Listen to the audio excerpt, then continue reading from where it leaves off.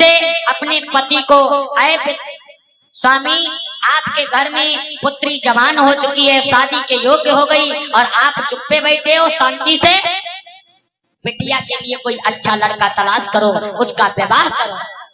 तब राजा कहने लगे, अरे देवी तुम्हें क्या लगता है कि मैं अपनी बिटिया के लिए चिंतित नहीं हूँ? सुनो कि सोने रानी की बात भूप ने सारी बात बताई है और समान सावित्री के रानी कोई पर दुनिया में नहीं है।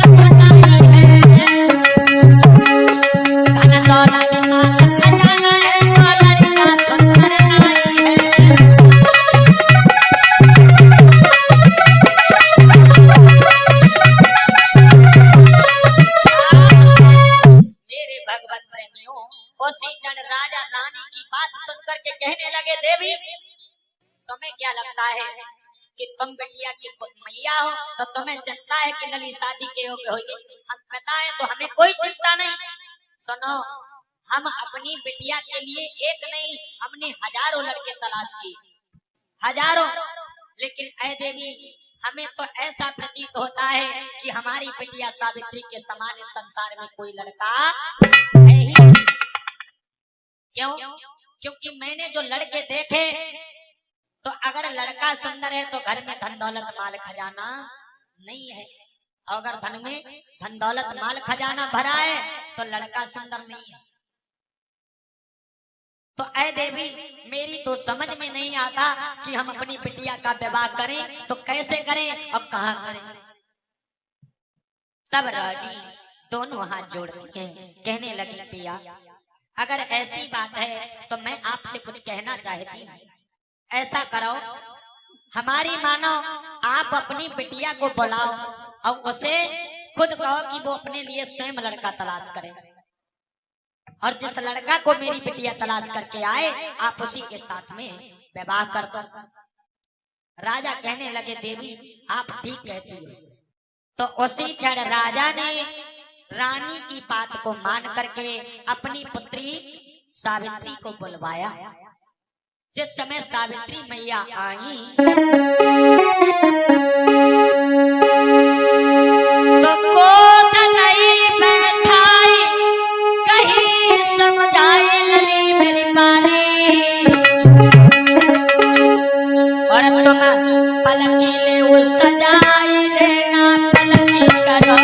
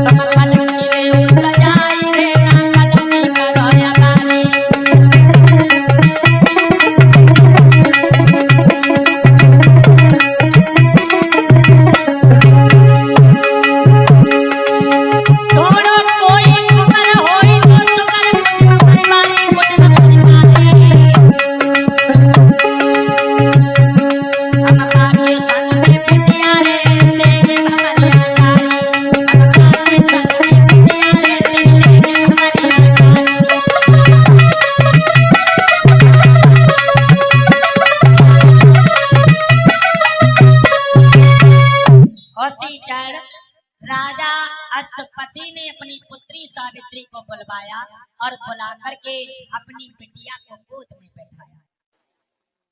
और गोद में बैठा करके कहने लगे बिटिया ऐसा करो, हमने तुम्हारे लिए हजारों लड़के ढूंढे लेकिन मेरी कोई समझ में नहीं आया, इसलिए मैंने विचार किया है कि बिटिया तुम अपने लिए स्वयं लड़का तलाश करो। ऐसा करो बिटिया, तुम पालकी तैयार करवा लो और अपने लिए लड़का तलाश कर लाओ। याद रहे बिटिया, लड़का कुटुंब परिवार का होना चाहिए। किस परिवार का? कुटुंब परिवार का, हमारे वंश से मिलता जुलता। जिस कुटुंब परिवार के लड़के को तुम ढूंढ करके लाओगी, ऐ बिटिया मैं वचन देता हूँ उसी लड़के के साथ में मैं तुम्हारी शादी कर दूंगा।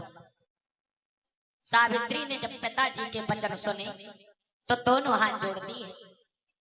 ठीक है पिताजी, अगर आपकी ये इच्छा है तो मैं अपने लिए वर ढूंढने अवश्य जाऊंगा। उसी क्षण सावित्री जरा भी देर नहीं करती है। अरे फौरन पलकी सजवाई,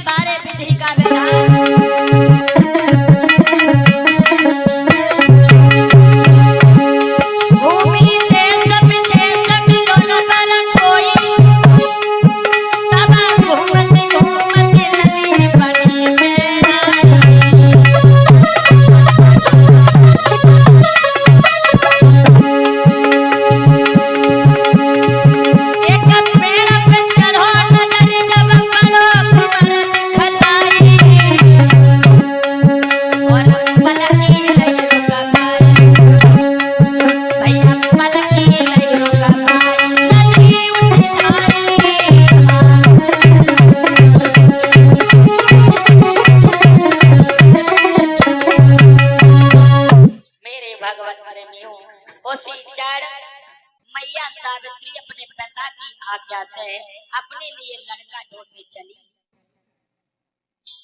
पालकी तैयार करके मैया चली है, साथ में सहेलियों को लिया और साथ में घोड़ों पर सवार होकर के सिपाही लोग चल देती हैं।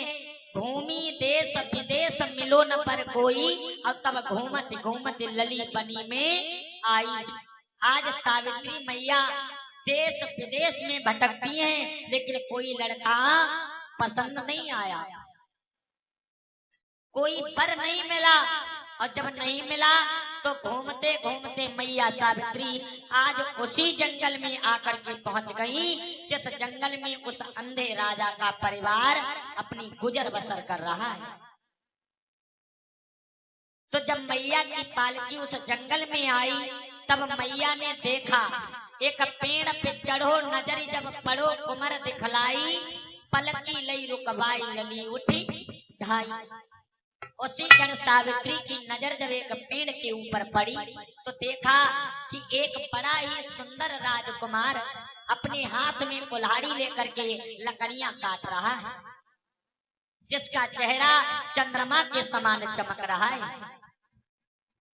तो जब मैया ने सत्यवान के स्वरूप को दूर से देखा तो उसी क्षण सावित्री ने अपनी पालकी रुकवाई और पालकी से उतर करके उस वृक्ष की ओर चली, जो वृक्ष जिस वृक्ष के ऊपर सत्यवान लकड़ियां काट रहे थे। जिस समय मैया चली तो मैया दोनों हाथ जोड़ करके भगवान से विनती करती हैं, क्या? अरे हे भगवान करे छत्री सतवती से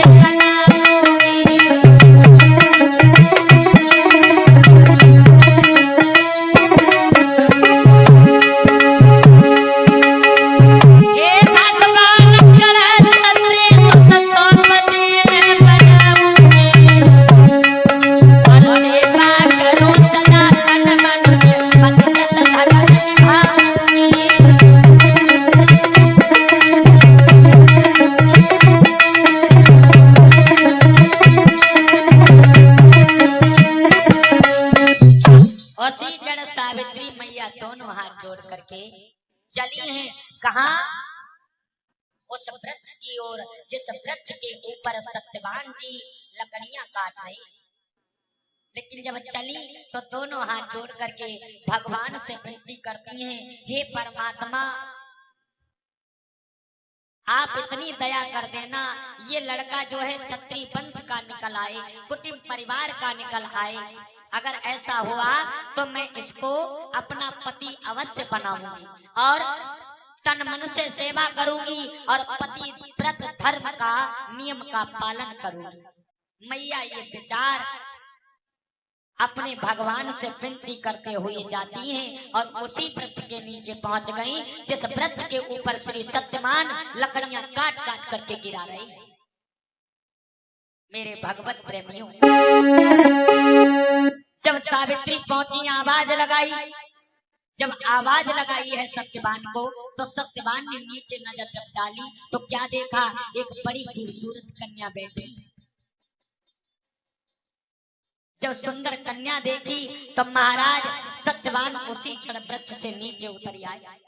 आकर के जब सावित्री के पास खड़े हुए, क्या बात है देवी, आपने हमें क्यों बुलाया?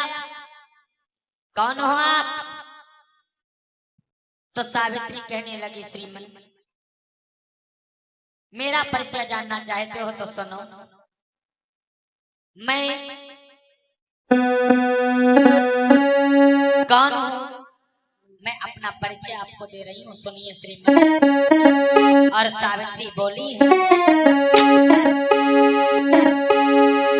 अरे बिटिया तो कहिए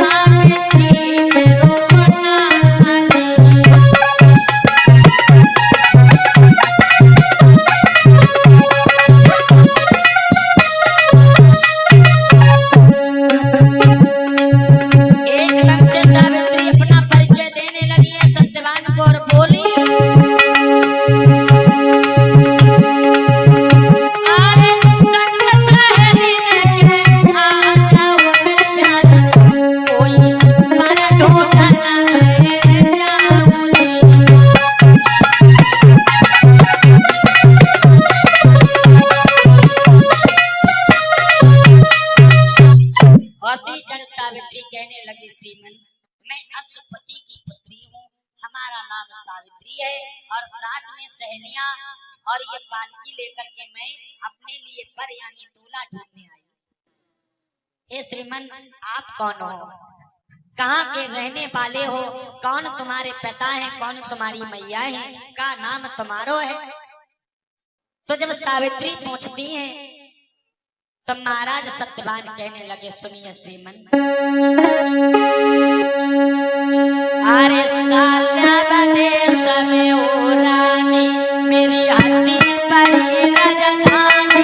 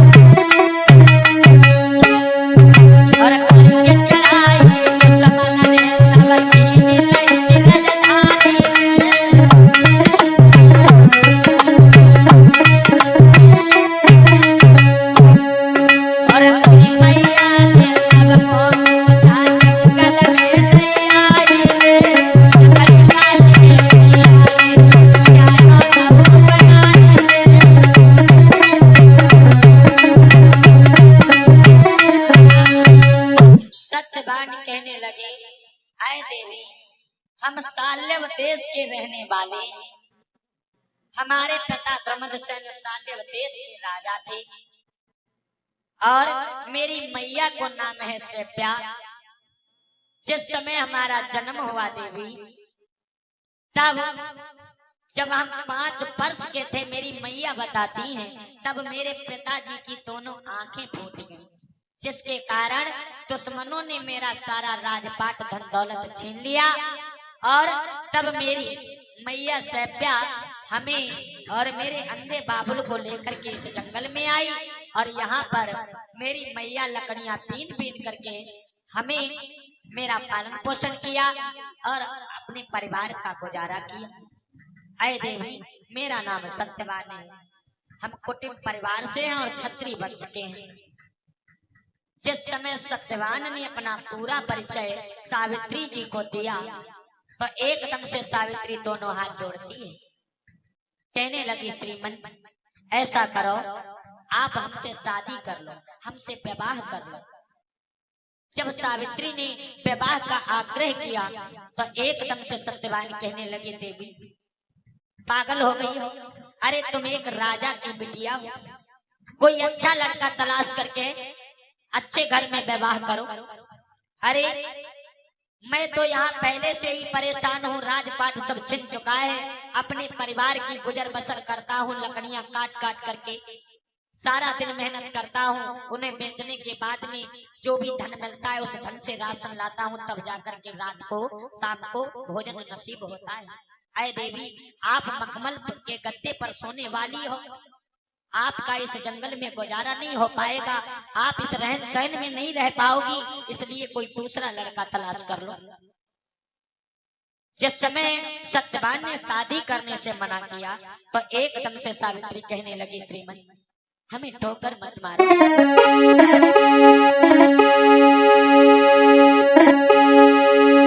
अरे क्यों रहे हमें ठुकराई हो सजना, ले तो कोई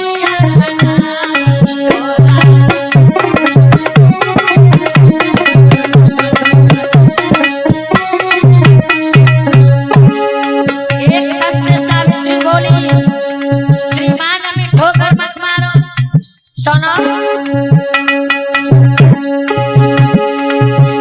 क्यों रहे हमें ठुकराई हो सजना, ले तो कोई अपनाई हो मेरी और तबीयत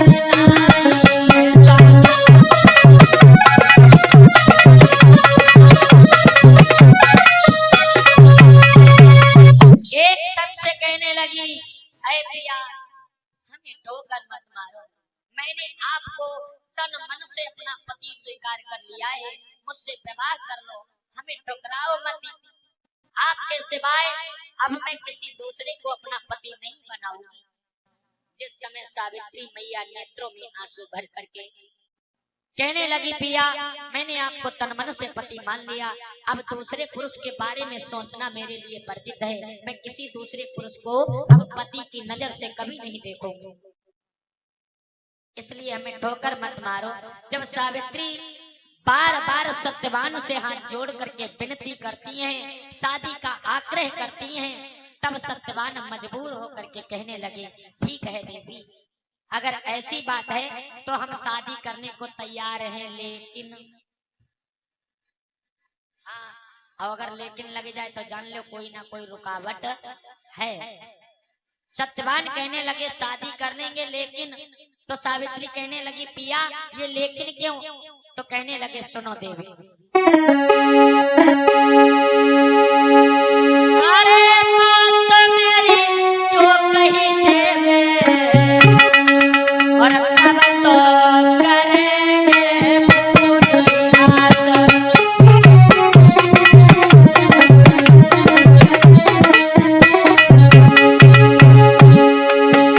सत्यवान कहने लगे, लेकिन इसलिए देवी, अगर मेरी मैया शादी करने के लिए हाँ कर देगी तो हम शादी करेंगे, अन्यथा शादी नहीं करेंगे।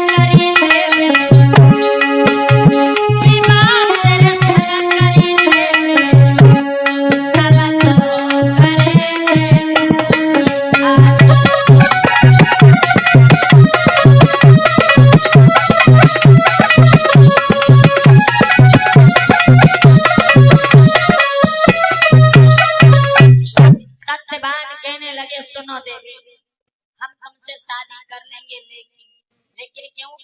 क्योंकि हम तो शादी कर लेंगे, लेकिन कब शादी करेंगे? पहले आप मेरी मैया के पास जाओ। अगर मेरी माँ शादी के लिए हाँ कर देगी तो हम तुमसे शादी जरूर कर लेंगे। भैया देखिए कितने अच्छे आचरण हैं किसके? सत्यवान के। आदर्श शांति से बैठो। कहने सत्यवान के कितने अच्छे आचरण, कितने अच्छे विचार, जो आज सावित्री मैया से कहने लगे कि मैं विवाह करूंगा लेकिन आप मेरी माँ के पास जाओ। अगर मेरी मैया शादी के लिए हाँ कहेगी तो शादी करूंगा, अन्यथा नहीं करूंगा। और लेकिन आज कल की लड़का, हाँ आज कल के लड़का का अगर कोई बिटरिया कहते हमसे शादी कर लो, है गुलगुला ऐसे लपट भूल जाए, है ना? हाँ आजकल इस कलयुग में ऐसा ही है। अम्मा पापा साइड में परे रहे थे, हैं? हाँ अपना काम बने, अम्मा पापा सिखा लेना दे, है ना? मेरे भगवत प्रेमियों, अब बात आई तो बता दें, आजकल के लोगों को प्रेम की परिभाषा नहीं पता है कि प्रेम की परिभाषा क्या होती है। हाँ, और आजकल के नौजवानों ने प्रेम को बदनाम कर रखा है। अभी हम लोग कार्यक्रम करने गए थे सकरन, सकरन के पास गांव पड़ता है बेलबा। अगर कोई गया होगा तो शायद पता होगा, बेलबा गांव। बेलबा में हम लोग कथा करने गए, तो यहाँ जब कथा चल रही थी तो 5 दिवसीय कार्यक्रम था। तो 3 दिन जब कार्यक्रम को हुए तो एक दिन वहां पर एक घटना घट गई। कौन सी घटना? जाए लड़का लड़की वाली। हाँ, एक लड़का एक लड़की को लेकर के आ गया। कहाँ? जहां पर कथा चल रही थी वही आया। भाई हमारे चरण स्पर्श किए, कहने लगा गुरुजी। हमने कही हाँ लला बताओ। कान लगो, इसको आशीर्वाद दे दो। लड़की को कहने लगा, तो हमने कहा भैया आशीर्वाद हम दोनों लोगों को दे रहे हैं, खुश रहो, है? तो कहने लगे नहीं गुरुजी, हम इस लड़की से प्यार करते हैं। हमने कहा प्यार करते हैं? अरे करते हो, करते जाओ, मेरे बाप का क्या जाता है? तो कहने लगे गुरुजी हम जा लड़की से शादी करना चाहते हैं। तो हमने कहा भैया कर लो, हमें क्या, लेकिन एक बात बताओ, क्या तुम्हारे मम्मी पापा तैयार हैं? तो कहने लगो गुरुजी चाहे तो समस्या है, अम्मा पापा नहीं तैयार है। तो हमने कहा जब माता पिता तैयार नहीं है तो शादी मत करो। तो लड़का जानते हो क्या बोला? कहने लगो गुरुजी नाय जब नाय बन पाई, अम्मा पापा भले छूट जाए लेकिन हम शादी जायज करेंगे। तब मैंने उस लड़की से कहा कि ऐ बेटिया थोड़ा आप ध्यान दीजिए, ये लड़का कहता है कि हम अपने मम्मी पापा को छोड़ देंगे। किस माँ को? जिस माँ ने उस बालक को 9 महीने तक गर्भ में रखा, उसके वजन को ढोया और ढोने के बाद में अत्यंत पीड़ा सहन करके उस मैया ने उस बालक को जन्म दिया। जन्म देने के बाद में उस बालक को पाल पोस करके बड़ा कर दिया, और जब बड़ा हो गया तो कहता है कि मैं उस मैया को छोड़ दूंगा लेकिन शादी जाए लड़की से करूंगा। तो जब ये उस मैया को छोड़ सकता है जिसने इतना कुछ किया, तो बिटिया तुम्हारो साधु कब तक दे? कितने दिन देगा भाई? जौन इंसान अपनी माता पिता को छोड़ दे, जिस मैया ने अत्यंत पीड़ा उसके लिए सहन की, तो भैया वो कितने दिन तुम्हारे साथ है? और मेरे भगवत प्रेमियों, इस संसार में गति बहुत अवरोधक हो चुकी है। हाँ, इस संसार में लोग प्रेम को बदनाम करते फिर रहे हैं, जबकि प्रेम भगवान का दूसरा नाम है। हरि व्यापक सर्वत्र समाना, प्रेम से प्रकट होए मैं जाना। मेरे भगवत प्रेमियों, कहने का अर्थ है हमारा समाज बहुत ज्यादा बिगड़ चुका है। अब बिगड़ने का कारण मालूम कौन चीज है? कौन चीज है? यह चैला भार मोबाइल। हाँ, बिगाड़ने का कारण यही है। हाँ, आजकल बहुएं इंस्टाग्राम में यहाँ लगी हैं, देखो मोबाइल पर देखो कितने अच्छे अच्छे वीडियो डालती हैं माताएं बहनें। हाँ,